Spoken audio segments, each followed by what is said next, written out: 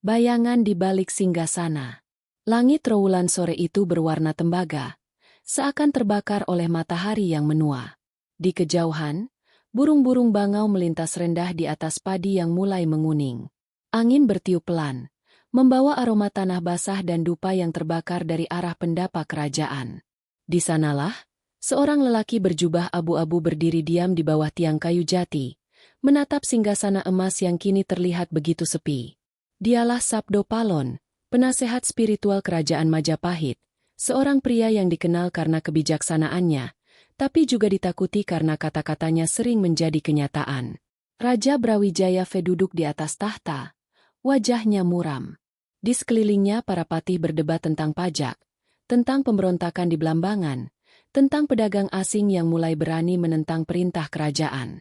Tapi di mata Sabdo Palon, masalah itu bukan sekadar politik atau perdagangan, melainkan tanda bahwa tata jagat sedang bergeser. Ia merasakan sesuatu yang jauh lebih dalam. Roh bumi dan langit tidak lagi selaras.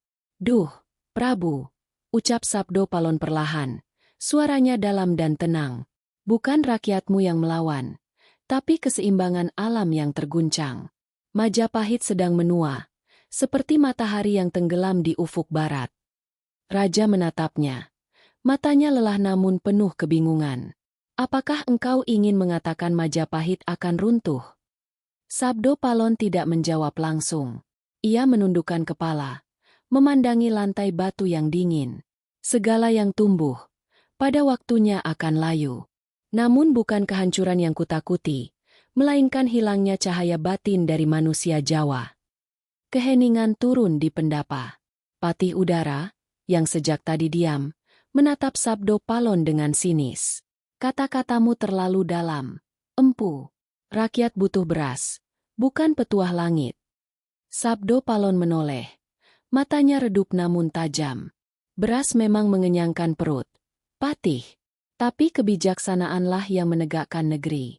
Jika hanya perut yang diisi, dan hati dikosongkan, maka negeri akan jadi ladang keserakahan." Raja Brawijaya terdiam. Hanya suara seruling bambu dari taman istana yang terdengar samar. Di hatinya, ia tahu kata-kata Sabdo Palon benar adanya. Sudah lama ia merasa kehilangan sesuatu.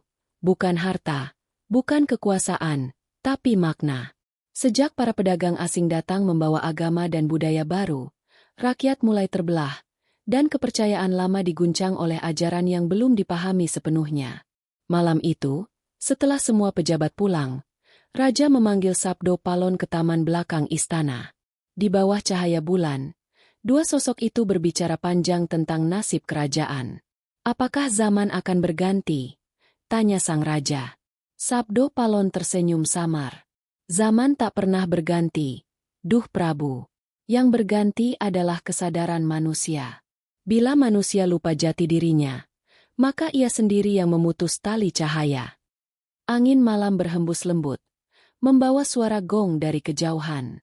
Sabdo Palon menatap ke langit, lalu berbisik lirih, seolah berbicara kepada makhluk tak kasat mata. Jagat ini bukan hanya milik mereka yang berkuasa, tapi juga milik roh-roh penjaga tanah. Bila keseimbangan rusak, maka akan datang masa kelam, masa peralihan, masa ketika semua yang megah akan ditelan sunyi.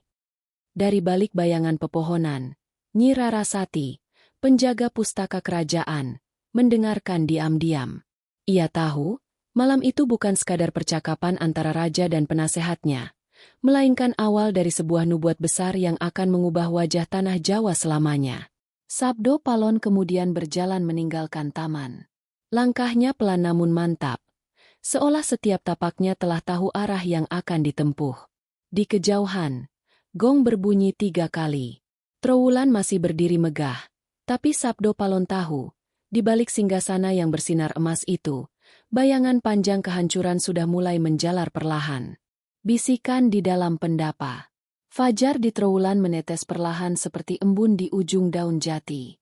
Cahaya mentari pertama memantul di genting-genting istana yang lembab oleh kabut.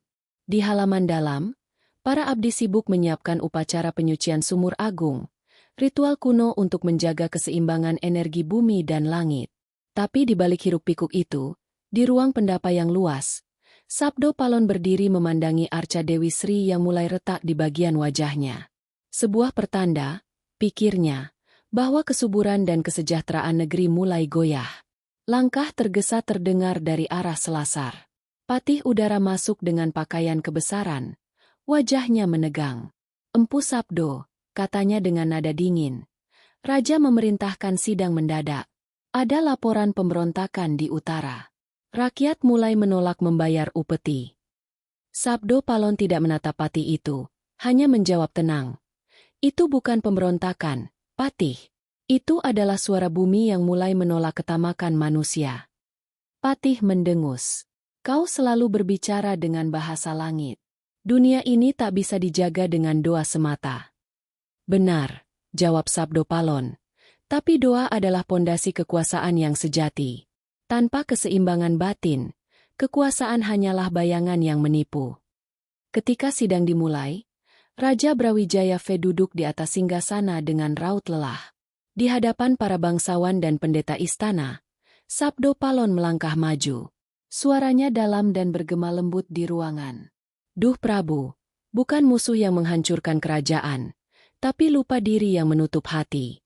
Alam telah memberi tanda. Air sungai mulai surut di musim hujan. Tanah retak di musim basah. Itu bukan kebetulan. Ada yang terganggu dalam keseimbangan jagat." Sejenak, suasana menjadi hening. Hanya suara serangga di luar pendapa yang terdengar. Lalu salah satu bangsawan muda berdiri, menatap Sabdo Palon dengan tatapan sinis.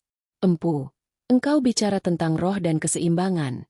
Tapi apa gunanya semua itu saat rakyat kelaparan? Kami butuh solusi, bukan teka-teki." Sabdo Palon menatapnya dengan lembut. "Solusi yang kalian cari ada di hati masing-masing. Ketika pemimpin hanya memikirkan kekuasaan, dan rakyat hanya menuntut tanpa memahami makna hidup, maka jagat pun menutup telinganya." Raja terdiam lama. Pandangannya menerawang keluar jendela, ke arah taman yang kini layu karena kekeringan. Ia mengingat masa muda, ketika Majapahit jaya, ketika ilmu dan kebijaksanaan menjadi cahaya negeri. Tapi kini, cahaya itu pudar oleh ketamakan dan perselisihan. "Empu," katanya lirih, "apakah Majapahit memang ditakdirkan untuk berakhir?" Sabdo Palon menunduk dalam-dalam. "Tidak ada yang berakhir, Duh Prabu. Yang ada hanyalah perubahan. Majapahit bukan hanya istana ini, ia adalah jiwa Jawa. Selama jiwa itu masih hidup di hati rakyat, Majapahit takkan pernah benar-benar hilang." Namun para pejabat istana tidak semua sepakat. Di belakang tirai, bisikan mulai terdengar. Ada yang menuduh Sabdo Palon menyebar pesimisme. Ada pula yang menganggapnya ingin mengguncang wibawa raja. Di antara mereka, hanya Nyi Rarasati, sang penjaga pustaka, yang memahami kedalaman makna kata-kata Sabdo Palon. Ia melihat bagaimana mata sang empu bersinar seolah menatap masa depan yang belum datang. Malam itu, hujan turun deras. Sabdo Palon duduk di serambi kamarnya, menatap bara dupa yang membara perlahan. Di luar, kilat menyambar, menerangi halaman istana. Di dalam cahaya sesaat itu, ia melihat bayangan wajah seorang wanita muda di antara pohon beringin, misterius, pucat, namun tersenyum lembut. Sabdo Palon tahu, itu bukan manusia biasa. Itu adalah roh penjaga tanah Jawa, datang untuk memberi peringatan. Suara halus terdengar di telinganya. "Waktu hampir tiba. Sang Prabu akan diuji oleh terang dan gelap yang datang bersamaan. Siapkan dirimu, Sabdo Palon, sebab sabdamu akan menjadi jembatan antara dua zaman." Sabdo Palon menutup mata, merasakan getaran itu mengalir hingga ke sumsum tulangnya. Ia tahu nubuat itu bukan sekadar ilusi. Dalam keheningan malam, ia menyadari sesuatu. Zaman baru sedang mengetuk gerbang Majapahit. Zaman yang akan mengguncang keyakinan lama, menumbangkan singgasana, dan menguji jiwa manusia. Ketika fajar kembali datang, Trowulan tampak tenang, seolah tak terjadi apa-apa. Tapi di hati Sabdo Palon, badai sudah mulai bergulung. Ia tahu, hari-hari ke depan akan membawa perubahan yang tak bisa dihindari. Dan di tengah semua itu, dirinya akan menjadi saksi, sekaligus penutur sabda terakhir sebelum terang berubah menjadi bayangan. Amarah para dewa. Langit trawulan berubah kelabu. Matahari seakan enggan menampakkan sinarnya, sementara angin membawa aroma lembab yang menyesakkan dada. Hari-hari itu, tanah Majapahit seperti kehilangan napasnya. Ladang-ladang mengering, sungai-sungai yang dulu jernih berubah keruh, dan para petani mulai meninggalkan sawah mereka dengan wajah putus asa. Di pasar, bisik-bisik terdengar. Dewa marah, alam murka, kerajaan tak lagi diridhe. Di pendapa istana, Raja Brawijaya V duduk termenung di depan arca leluhur yang kini berdebu. Apakah ini ujian atau hukuman? Gumamnya lirih. Di belakangnya, Sabdo Palon berdiri diam seperti bayangan yang selalu mengiringinya. Matanya menatap jauh ke arah timur, seolah menembus kabut waktu. Duh Prabu, ucapnya perlahan. Alam tak pernah menghukum tanpa sebab. Segala bencana adalah gema dari perbuatan manusia. Bila keserakahan berkuasa, maka bumi pun menutup rahmatnya. Patih udara yang berdiri di sisi lain segera menyela dengan nada kesal. Jangan lagi membawa kata-kata kabut itu. Empu, rakyat butuh kepastian. Kita harus mengirim pasukan untuk menertibkan pemberontak di Blambangan. Mereka yang menolak upeti itulah biang keguncangan ini. Sabdo Palon menatap patih udara. Senyumnya tipis. Kau menertibkan rakyat. Tapi siapa yang menertibkan hati para penguasa? Jika akar busuk tak dicabut, pohon akan tetap mati meski batangnya disiram darah. Ucapan itu membuat pendapa senyap. Raja memejamkan mata. Napasnya berat. Dalam hati ia tahu, Sabdo Palon benar. Sudah terlalu banyak ketidakadilan di bawah kekuasaannya. Pajak yang menindas, perebutan jabatan, dan para bangsawan yang hidup mewah di atas penderitaan rakyat. Namun ia juga terikat oleh sistem yang dibangun nenek moyangnya. Sistem yang kini menjadi beban sejarah. Malam itu, hujan deras mengguyur istana. Kilat menyambar beringin tua di halaman, membuat batangnya terbelah dua. Para abdi berlarian ketakutan. Namun Sabdo Palon tetap duduk tenang di serambinya, membaca mantra dari daun lontar kuno. Di hadapannya, bara dupa mengepul membentuk pusaran halus. Dari dalam pusaran itu, muncul bayangan samar, sosok wanita berjubah putih dengan mata menyala bagai bara. Sabdo Palon. Suara itu bergetar seperti gema di lembah. Tanda sudah tampak. Majapahit kehilangan pamor. Roh-roh penjaga mulai pergi, dan keseimbangan terguncang. Bila manusia tak kembali pada kesadarannya, maka api dari timur akan datang, membakar segalanya. Sabdo Palon menunduk. Tangannya gemetar. Ia tahu siapa yang berbicara. Dewi Ratu Kidul, penjaga Samudra Selatan, yang kadang muncul memberi peringatan kepada para leluhur Jawa. Ampun, Hyang Agung, ucapnya lirih. Hamba hanyalah penjaga sabda. Apa yang harus hamba lakukan? Suara itu menjawab lembut, namun tegas. Sampaikan pada Sang Prabu, bahwa waktu Majapahit hampir usai. Tapi jangan takut, sebab dari kehancuran, akan lahir kesadaran baru. Engkau, Sabdo Palon, adalah jembatan antara dua dunia. Saat cahaya lama padam, tugasmu menyalakan nyala baru. Petir menyambar sekali lagi, dan bayangan itu lenyap. Dupa padam. Hujan turun makin deras. Sabdo Palon menatap langit dengan mata basah. Dalam hati, ia tahu, pesan itu adalah takdir yang tak bisa dihindari. Keesokan paginya, ia berjalan ke taman istana tempat Nyi Rarasati sedang menata naskah-naskah tua yang lembab oleh udara malam. "Nyi," katanya perlahan, "bila suatu hari nanti kitab-kitab ini musnah, simpanlah dalam hatimu ajarannya. Karena pengetahuan sejati tak ditulis dengan tinta, tapi dengan kesadaran." Nyi Rarasati menatapnya heran. "Apakah empu akan pergi?" Sabdo Palon tersenyum samar. "Bukan pergi, Nyi. Hanya berpindah ke tempat di mana sabda tak lagi bisa didengar oleh telinga manusia." Sementara itu, di luar tembok istana, rakyat mulai resah. Desa-desa terbakar oleh pemberontakan kecil yang meluas. Gunung-gunung di timur meletus bersahutan, mengirim abu ke langit. Hujan abu menutupi sawah, dan para pendeta mengatakan bahwa para dewa sedang murka. Raja Brawijaya V memanggil Sabdo Palon ke ruang dalam. "Empu," katanya lirih. "Aku tak lagi mampu memimpin dengan damai.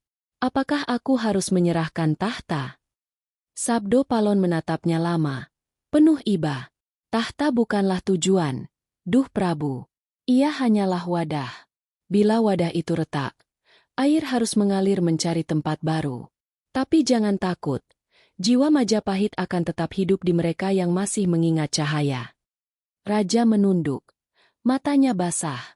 Dari kejauhan, suara gamelan terdengar lirih, seperti ratapan. Alam seolah ikut menangis. Sabdo Palon berjalan meninggalkan ruang itu tanpa menoleh. Di luar, ia menatap langit yang merah seperti bara. Angin membawa aroma belerang dari gunung-gunung yang meletus di timur. Ia tahu, ini bukan sekadar bencana alam. Ini adalah tanda bahwa zaman lama sedang runtuh, dan amarah para dewa telah turun untuk menuntut keseimbangan baru di tanah Jawa. Pertemuan di malam keramat. Malam itu, Trowulan diselimuti kabut tebal. Bulan purnama menggantung di langit seperti mata dewa yang mengawasi bumi dalam diam. Dari kejauhan, suara gamelan terdengar lirih, samar, seolah datang dari dunia lain. Di dalam keraton, lentera-lentera minyak bergetar ditiup angin lembut. Udara dingin menyelusup di antara tiang-tiang jati, membawa aroma dupa cendana yang terbakar perlahan. Raja Brawijaya V berjalan seorang diri menuju taman belakang istana, tempat pertemuan rahasia akan berlangsung. Di sana, di bawah pohon sawo tua yang dipercaya sebagai penjaga kerajaan, Sabdo Palon sudah menunggu. Jubah abu-abunya tampak menyatu dengan kabut, dan di tangannya ia memegang tongkat kayu kelapa berukir naga kecil di ujungnya. "Duh Prabu," sapa Sabdo Palon dengan suara rendah. "Malam ini bukan malam biasa." Langit terbuka, dan roh-roh leluhur turun menyaksikan takdir yang sedang ditulis. Raja menghela napas panjang. "Aku memanggilmu karena tak ada lagi yang bisa kutanyai. Negeri ini retak, rakyat menderita, dan agama-agama mulai saling bertikai. Aku mendengar kabar dari Demak. Pasukan mereka semakin kuat. Apakah ini pertanda akhir bagi Majapahit?" Sabdo Palon menatap bulan purnama lama sekali sebelum menjawab. "Akhir, Duh Prabu, bukanlah kehancuran. Ia adalah gerbang perubahan. Majapahit telah menjadi wadah bagi ilmu, budaya, dan cahaya. Tapi cahaya yang terlalu lama disimpan akan berubah menjadi bara. Alam menuntut keseimbangan." Raja terdiam, lalu menatap Sabdo Palon dengan mata yang penuh kebimbangan. "Apakah aku harus berperang mempertahankan ini semua?" Sabdo Palon menunduk, mengusap tanah dengan ujung tongkatnya. Perang yang sejati bukan melawan manusia, tapi melawan nafsu dalam diri.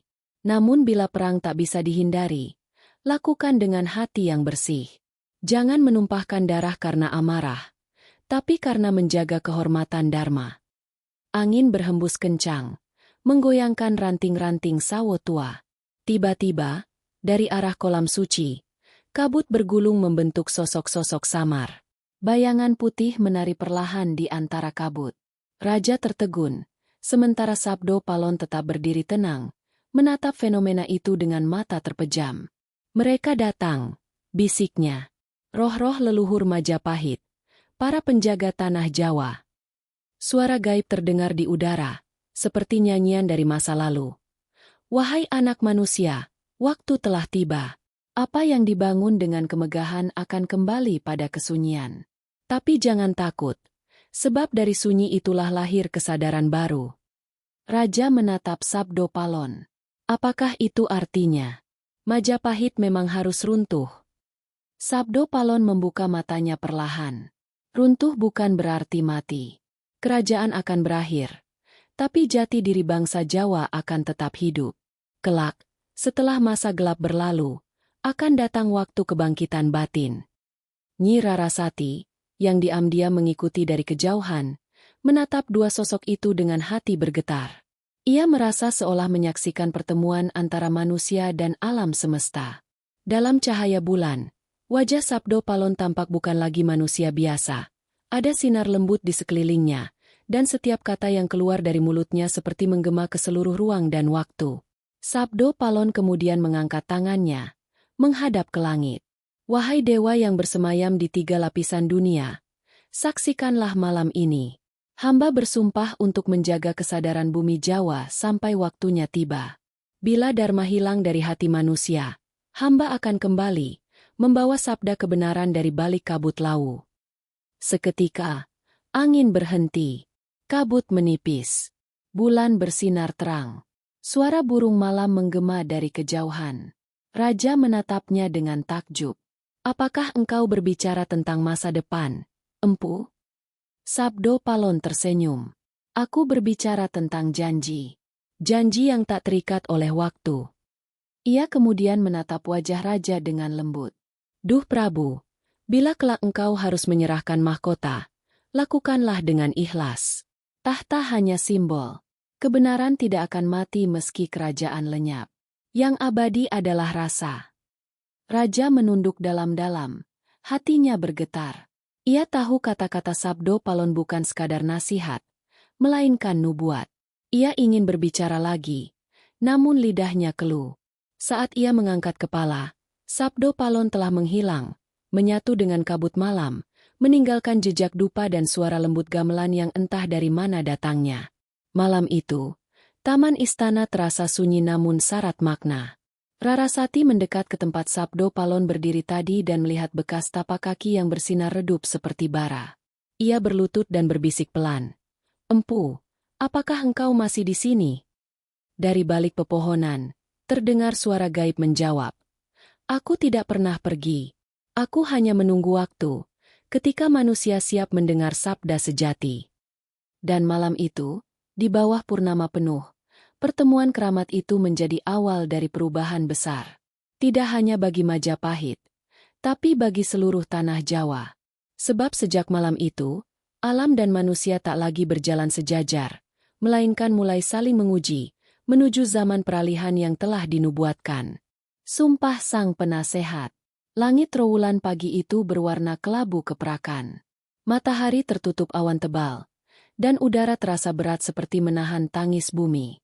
Di halaman istana, bendera kerajaan berkibar setengah tiang.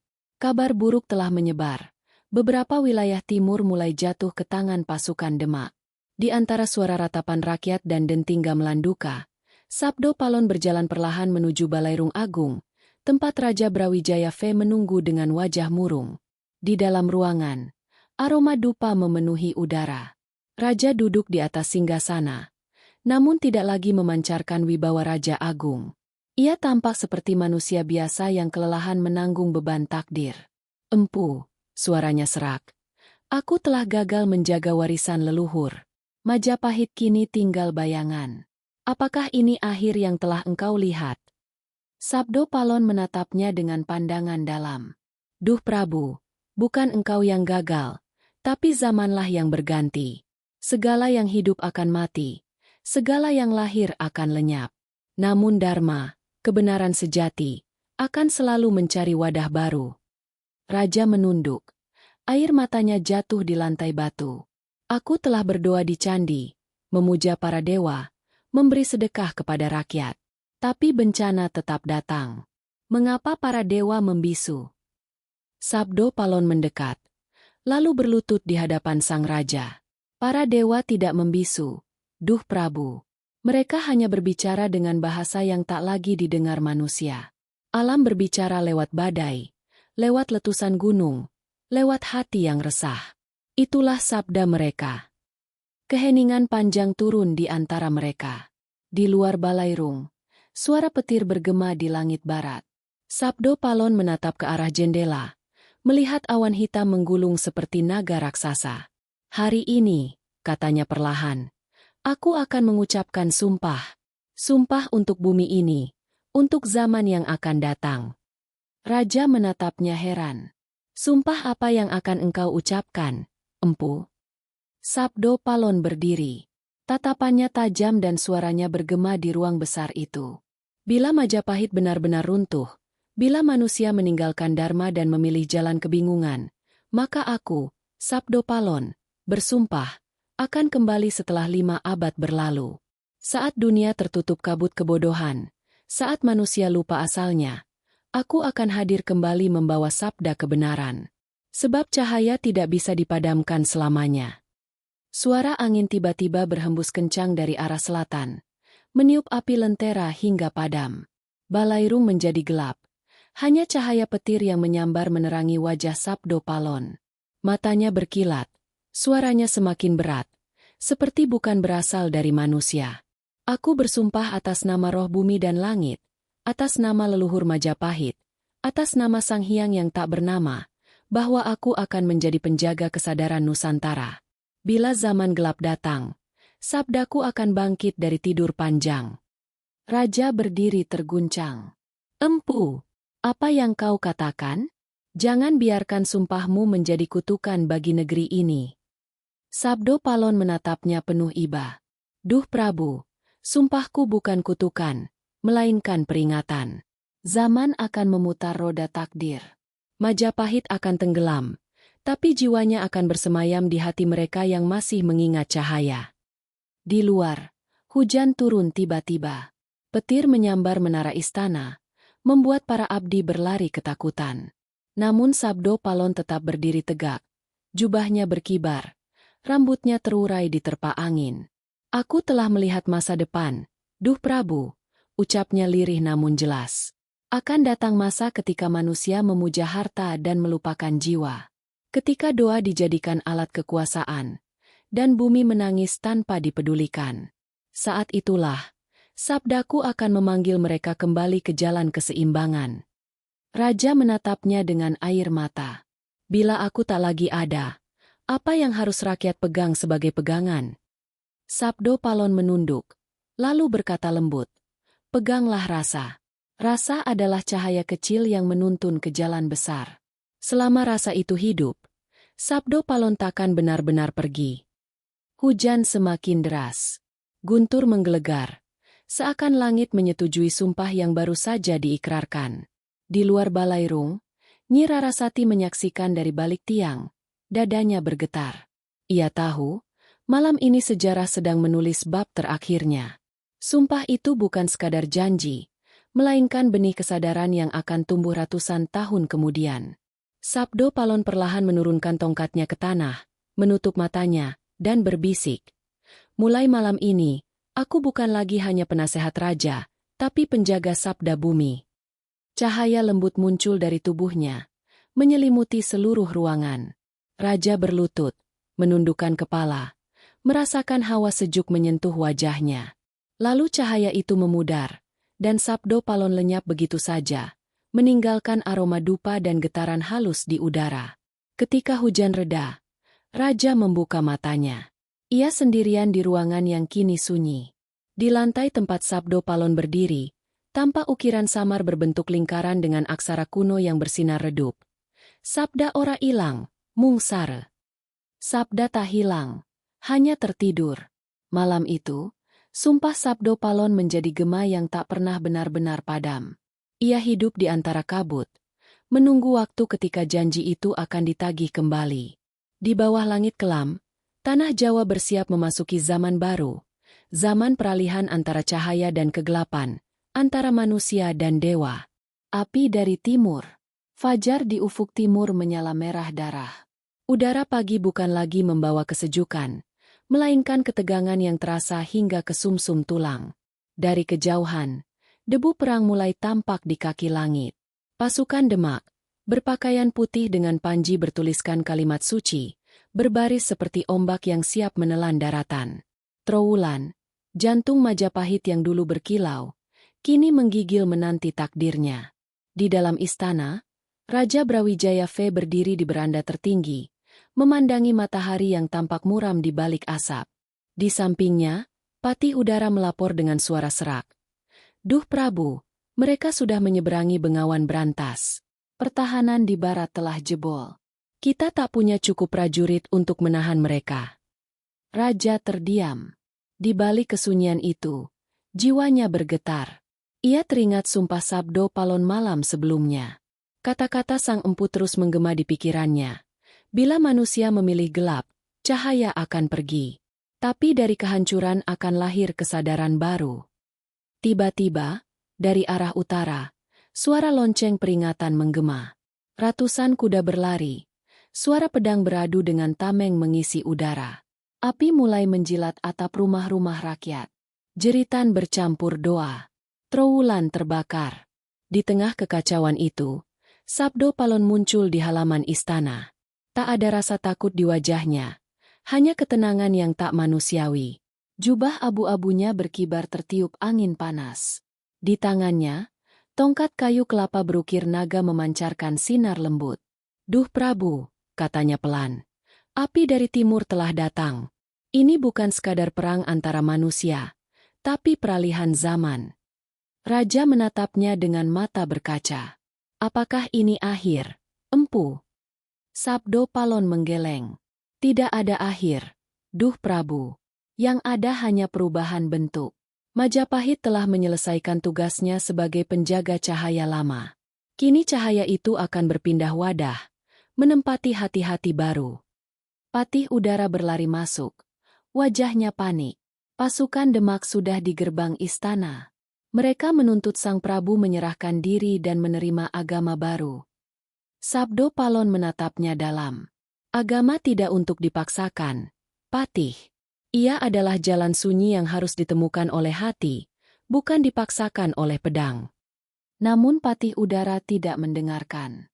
Ia menghunus keris dan berteriak pada prajurit. "Bela raja sampai darah terakhir." Benturan keras terdengar. Tombak-tombak beradu. Panah melesat dari menara. Suara gemerincing besi memecah langit. Sabdo Palon berdiri di tengah halaman, di antara api yang menyala. Ia mengangkat tangannya tinggi, dan dalam sekejap angin berputar hebat, memadamkan sebagian kobaran api. Suara halus keluar dari bibirnya, seperti mantra kuno. "Sang Hyang Agung, lindungi mereka yang suci niatnya, meski di tengah kebinasaan." Raja berlari mendekat. Napasnya tersengal. "Empu, pergilah. Selamatkan dirimu. Aku akan tetap di sini bersama rakyatku." Sabdo Palon menatapnya lama, lalu menunduk dalam hormat. "Duh Prabu, engkau bukan kalah. Engkau hanya menyerahkan singgasana pada waktu. Biarlah sejarah menulis apa yang harus ditulis." Saat pasukan Demak menembus gerbang, langit menjadi gelap total, seperti malam mendadak turun di siang hari. Di tengah kegelapan itu, Sabdo Palon berjalan menuju alun-alun yang terbakar. Ia berhenti di bawah patung Garuda raksasa yang kini retak, lalu memejamkan mata. "Inilah saatnya," bisiknya. "Sumpahku mulai bekerja." Tubuhnya perlahan memancarkan cahaya. Api di sekitarnya padam satu persatu. Asap berubah menjadi kabut tipis. Suara perang memudar, digantikan suara lembut gamelan yang datang entah dari mana. Para prajurit yang melihatnya terdiam, seolah tersihir oleh pemandangan itu. Sabdo Palon menatap sekali lagi ke arah istana. Di beranda, Raja Brawijaya berdiri tegak meski api menjilat sekelilingnya. Keduanya saling menatap dalam diam, lalu Sabdo Palon berkata lirih. "Sampai waktu bertemu kembali, Duh Prabu. Bila dunia telah gelap, aku akan datang membawa terang." Ia menancapkan tongkatnya ke tanah. Seketika bumi bergetar. Kabut tebal menelan seluruh halaman. Ketika kabut itu menghilang, Sabdo Palon lenyap bersama para cantriknya. Hanya tongkatnya yang tertinggal, tertancap di tanah yang hangus.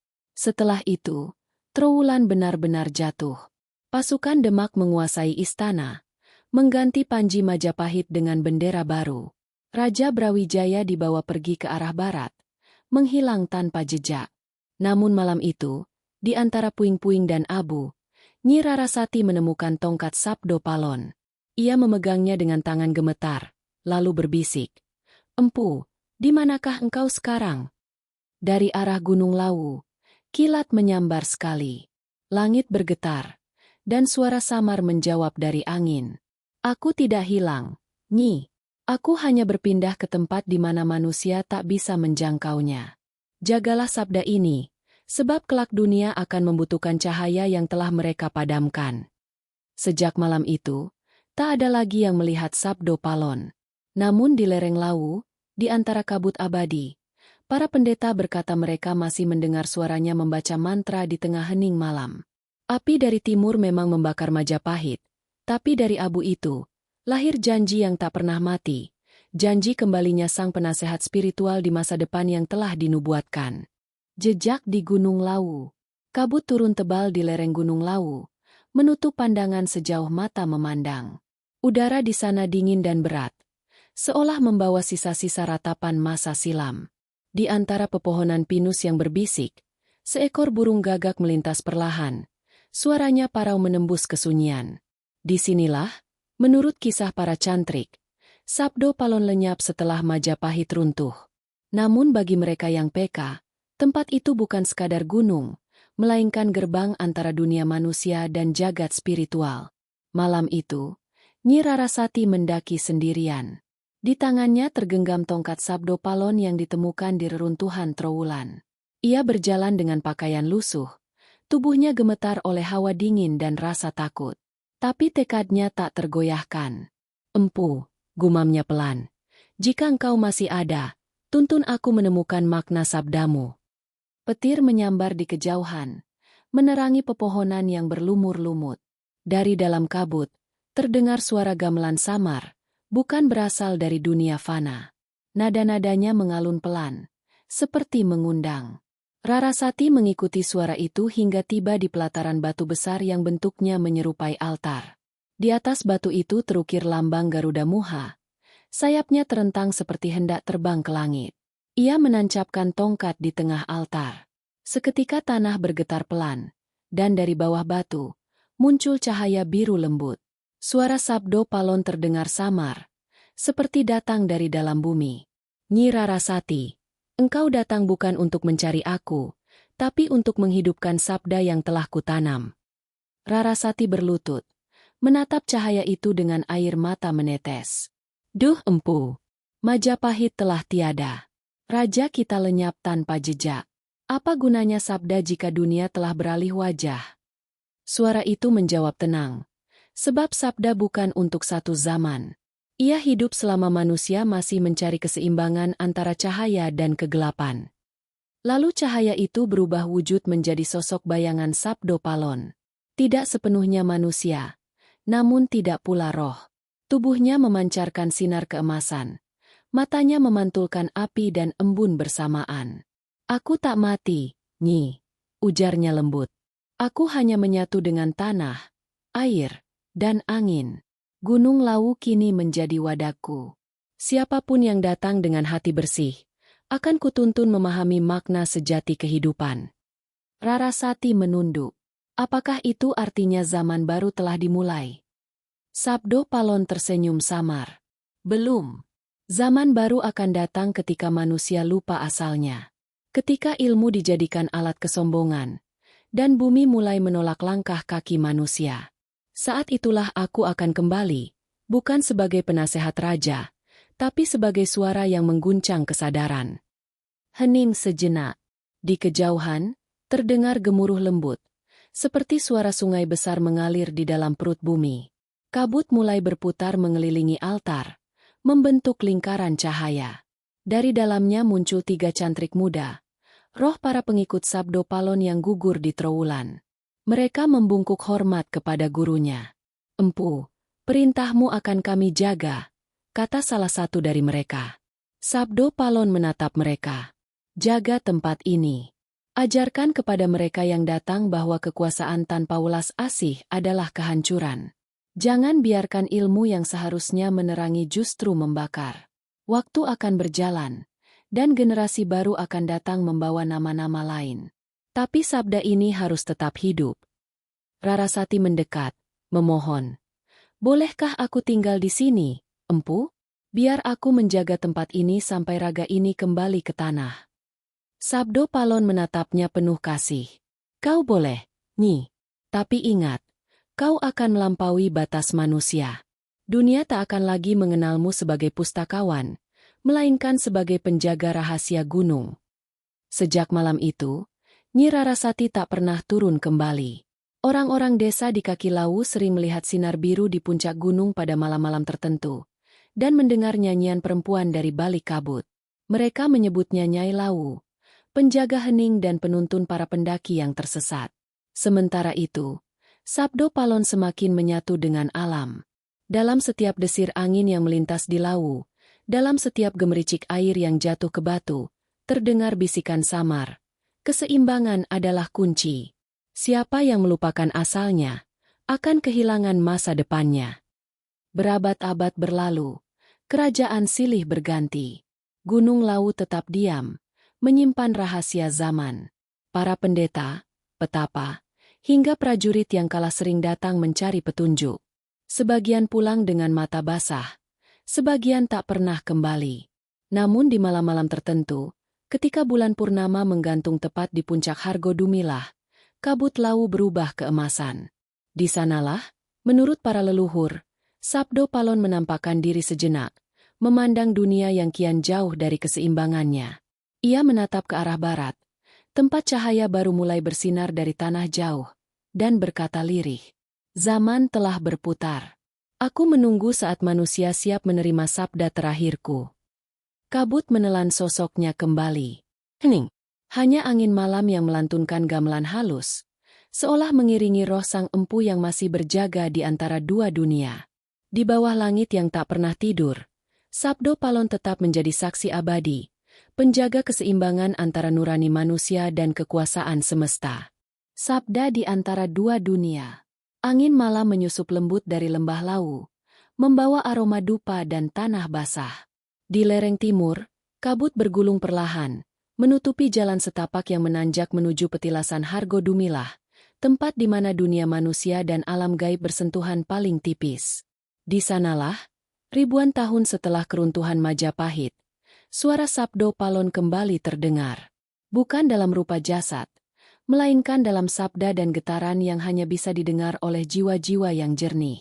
Suatu malam, seorang pemuda bernama Arya Wening, seorang pengelana dari Pajang yang gelisah mencari arti hidup, mendaki gunung itu. Sejak kecil, ia sering bermimpi tentang suara tua yang berbicara dari dalam kabut.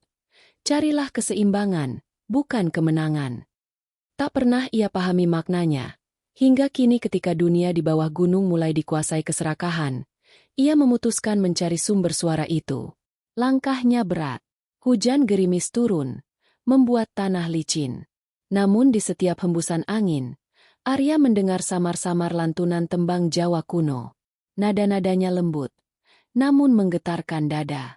Ia terus berjalan hingga mencapai batu besar berbentuk trapesium, dikelilingi oleh dupa yang masih menyala.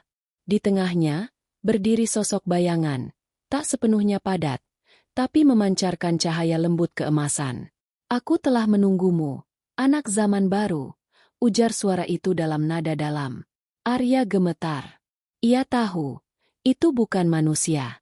Ia berlutut dan berkata dengan terbata, Siapakah engkau, wahai cahaya?"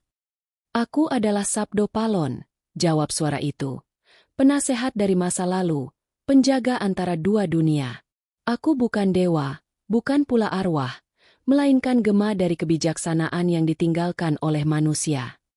Arya menunduk dalam, tak mampu berkata-kata. Lalu Sabdo Palon melangkah mendekat. Wajahnya samar di balik kabut. "Dunia yang kau tinggali kini," katanya pelan, "adalah dunia yang telah melupakan keseimbangan. Manusia berlomba menguasai alam, padahal mereka bagian darinya. Mereka mencipta ilmu tanpa jiwa, membangun kerajaan tanpa welas asih. Itulah tanda bahwa zaman peteng, zaman gelap, telah datang." Arya mengangkat kepala, matanya penuh tanya. Apakah takdir manusia memang harus begitu, empu? Apakah kebijaksanaan masa Majapahit tak bisa hidup kembali? Sabdo Palon tersenyum lembut, namun matanya redup seperti bara hampir padam. Kebijaksanaan tidak mati, hanya tertidur. Tapi yang bisa membangunkannya bukan kerajaan, bukan pula raja, melainkan manusia biasa yang sadar akan dirinya. Bila satu hati sadar, maka cahaya itu akan menyebar ke 1000 jiwa lain. Lalu ia mengangkat tangannya, dan udara di sekeliling mulai bergetar. Kabut membuka jalan, menampakkan pemandangan gaib, istana Majapahit dalam bentuk cahaya, berdiri di antara awan, bersinar seperti kenangan yang hidup. Lihatlah, ujar Sabdo Palon. Inilah Majapahit sejati, bukan yang dibangun dari batu dan besi, melainkan dari harmoni antara manusia, alam, dan Sang Hyang. Air mata mengalir di pipi Arya. Ia merasa kecil di hadapan pemandangan itu. Apa yang harus kulakukan, Empu? Aku hanya seorang manusia tanpa kuasa. Sabdo Palon menatapnya tajam. Setiap manusia adalah penjaga sabda jika hatinya bersih. Bawalah ajaran ini. Ngerti, ngerasa, ngelakoni. Jangan hanya memahami, tapi rasakan, lalu jalankan dalam perbuatan. Disitulah Majapahit sejati akan hidup kembali, bukan di istana, tapi di hati manusia. Suasana hening. Angin berhenti berhembus. Seolah dunia menunggu. Sabdo Palon kemudian berujar dengan suara berat. Ingatlah, Arya Wening. Aku akan muncul lagi di akhir zaman, ketika bumi kehilangan arah, ketika manusia menyembah ciptaannya sendiri. Saat itulah sabda terakhir akan kubisikkan, agar keseimbangan dikembalikan. Cahaya di tubuhnya perlahan memudar. Namun sebelum hilang sepenuhnya, Sabdo Palon menatap langit, lalu bersabda, jangan kau cari aku di pura atau candi, sebab aku hidup di kesunyian dan kesadaranmu. Siapa yang mendengar suara nuraninya, ia mendengar aku. Lalu ia lenyap, meninggalkan cahaya lembut yang menyelimuti Arya. Dalam keheningan itu, pemuda itu menunduk, mencium tanah, lalu berjanji dalam hati akan membawa pesan itu turun ke dunia manusia. Ketika fajar tiba, Arya mendapati dirinya sudah berada di kaki gunung, tanpa tahu bagaimana ia bisa turun. Tapi tongkat Sabdo Palon kini ada di sampingnya, bersinar samar di bawah sinar pagi. Ia menggenggamnya erat, menatap puncak Lawu yang kini tertutup awan. Aku akan menjaga sabda itu, Empu, katanya lirih, sampai cahaya benar-benar kembali. Sejak hari itu, nama Arya Wening mulai dikenal di tanah Jawa. Ia tak mendirikan kerajaan, tak menulis kitab, tapi ajarannya menyebar dari mulut ke mulut, tentang keselarasan, tentang cinta yang tak berpihak, dan tentang kesadaran akan asal-usul manusia. Mereka menyebut ajaran itu sebagai ilmu Sabda Palon, ilmu yang menuntun manusia kembali kepada jati dirinya. Dan di puncak Lawu, saat malam turun dan kabut menebal, suara gamelan halus masih terdengar. Kadang disertai bayangan cahaya keemasan di antara pepohonan, seolah Sabdo Palon masih mengawasi dari kejauhan, menanti saat di mana sabda terakhirnya akan dibisikkan kepada dunia yang telah lupa pada keseimbangan. Sabda terakhir sang penasehat. Langit berwarna kelabu, seakan kehilangan makna birunya. Dunia telah berubah jauh dari masa Sabdo Palon. Gunung-gunung mulai gundul, sungai-sungai kehilangan kejernihannya, dan manusia berlari dalam hiruk-pikuk yang ia ciptakan sendiri. Kota-kota menjulang seperti benteng kesombongan, sementara nurani manusia tenggelam di balik cahaya buatan. Di tengah kekacauan zaman ini, legenda lama kembali berbisik dari Gunung Lawu, bahwa Sabdo Palon akan muncul ketika dunia kehilangan arah. Malam itu, petir menyambar di puncak Lawu. Kabut tebal menutupi seluruh lereng. Di kaki gunung, para petapa dan pencari ilmu mulai berkumpul, terpanggil oleh mimpi yang sama, suara tua yang berkata, waktu telah tiba. Sabda terakhir akan dinyatakan. Mereka datang dari berbagai tempat, dari desa, kota, dan bahkan dari negeri seberang. Di antara mereka, seorang keturunan Arya Wening bernama Jati Aruna berjalan dengan membawa tongkat pusaka Sabdo Palon, warisan yang dijaga turun-temurun. Perjalanan menuju puncak penuh cobaan. Hujan turun deras, petir menyambar, dan angin berputar seperti pusaran gaib. Namun Jati Aruna tidak gentar. Ia merasa dipanggil oleh sesuatu yang lebih besar dari dirinya. Ketika ia tiba di pelataran Batu Hargo Dumilah, tanah bergetar. Dari dalam kabut, suara gamelan kuno mengalun, pelan, lalu semakin keras hingga menggema di langit. Cahaya keemasan muncul di tengah kabut. Perlahan, sosok Sabdo Palon terbentuk. Wajahnya masih sama seperti dalam kisah-kisah lama, tenang, berwibawa, dan memancarkan kedalaman yang tak bisa dijelaskan dengan kata-kata. Wahai manusia zaman besi, ucapnya dengan suara bergema, engkau hidup di masa di mana ilmu telah mengalahkan kebijaksanaan, dan keserakahan telah menelan welas asih. Inilah masa yang telah kutandai berabad-abad lalu. Jati Aruna berlutut, menunduk penuh hormat. Duh empu, dunia ini telah buta. Kami mencari cahaya, tapi yang kami temukan hanyalah bayangan diri sendiri. Ajarkan kami sabda terakhir itu, agar manusia kembali pada keseimbangannya. Sabdo Palon menatapnya lama. Lalu ia mengangkat tangannya ke langit. Kilat menyambar, dan dari ujung jarinya terpancar cahaya menyilaukan. Dalam sekejap, pemandangan dunia tersingkap di hadapan semua yang hadir. Laut yang tercemar, hutan terbakar, manusia saling memakan dalam perang, dan bumi yang menjerit kehausan. Inilah hasil dari kehilangan keseimbangan, katanya dengan suara berat. Bukan dewa yang marah, tapi alam yang menangis. Lalu ia menunduk, memandang Jati Aruna dan semua yang hadir. Sabda terakhirku bukan untuk menakuti, tapi untuk membangunkan. Dengarkan baik-baik, sebab setelah ini aku akan pergi untuk selamanya. Ia mengucap perlahan, setiap katanya menggema seperti petir di hati mereka. Wahai manusia, jangan kau sembah ciptaanmu sendiri. Ilmu tanpa jiwa akan menjadi racun. Kekuasaan tanpa cinta akan menjadi pedang yang menikamu. Bila kau ingin selamat, kembali ke asalmu, pada sunyi di mana Sang Hyang bersemayam. Cahaya di sekitar Sabdo Palon semakin terang hingga tak tertahankan. Di tengah kilau itu, sosoknya tampak semakin besar, menyatu dengan udara, air, dan batu. Suaranya berubah menjadi gema yang datang dari segala arah. Aku telah menjaga sabda ini sejak Majapahit runtuh. Kini waktuku selesai. Kalianlah penjaga selanjutnya. Bila dunia kembali lupa, panggil aku dengan kesadaranmu, bukan dengan ritual.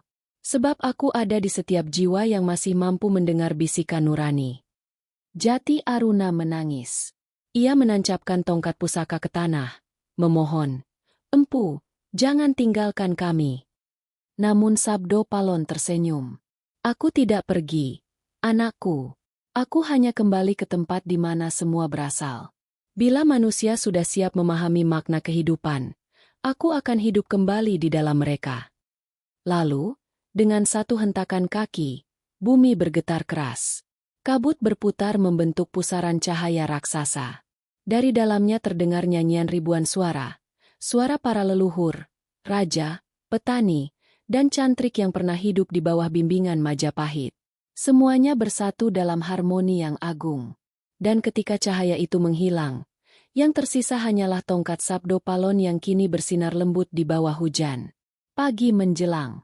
Gunung Lawu kembali tenang, seolah tak terjadi apa-apa. Tapi di seluruh tanah Jawa, orang-orang mulai bermimpi hal yang sama malam itu, tentang seorang tua berjubah abu-abu yang menatap mereka dengan mata penuh cahaya. Berkata, "Welas asih adalah ilmu tertinggi. Siapapun yang memeluknya, dialah pewaris sabda." Jati Aruna turun dari gunung dengan hati tenang.